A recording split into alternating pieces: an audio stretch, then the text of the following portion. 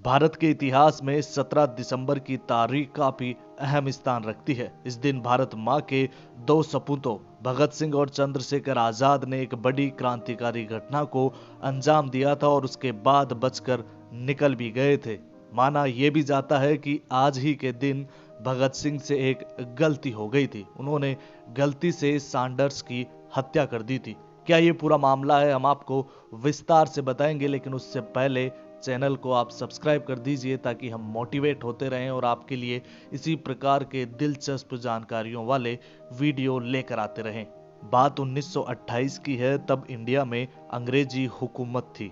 जब 30 अक्टूबर 1928 को Simon commission Bharat आया तो इसके विरोध में पूरे देश में आग भड़क उठी थी। पूरे देश में साइमन कमीशन वापस जाओ के नारे लगे। इस विरोध की अगुवाई पंजाबी शेर लाला लाजपत राय कर रहे थे और लाहौर में 30 अक्टूबर 1928 को एक बड़ी घटना घटी जब लाला लाजपत राय के नेतृत्व में साइमन का विरोध कर रहे युवाओं को बेरहमी से पीटा गया।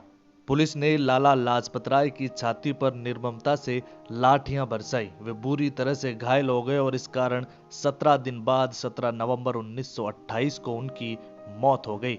इस लाठीचार्ज का आदेश क्रूड सुपरिटेंडेंट जेम्स ए स्कॉट ने दिया था। ऐसे में लाला लाजपत राय की मौत से सारा देश भड़क उठा था और चंद्रशेखर आजाद, भगत सिंह, राजगुरु, सुखदेव व अन्य क्रांतिकारियों ने जेम्स ए स्कॉट की हत्या करके लालाजी की मौत का बदला लेने की प्रतिज्ञा की।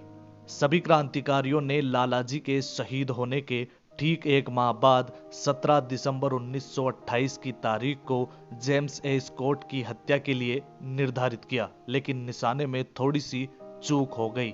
जी हां, स्कॉट की जगह assistant superintendent of police John P Sanders क्रांतिकारियों का निशाना बन गए। सैंडर्स जब लाहौर के पुलिस हेडक्वार्टर से निकल रहे थे तभी भगत सिंह, राजगुरु ने उन पर गोली चला दी।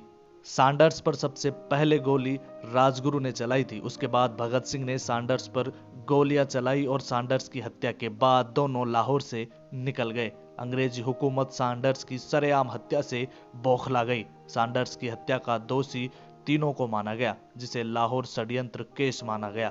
तीनों पर सैंडर्स को मारने के अलावा देशद्रोह का केस चलाया गया, दोषी माना गया और 7 अक्टूबर 1930 को फैसला सुनाया गया कि भगत सिंह, राजगुरु और सुखदेव को फांसी पर लटकाया जाएगा।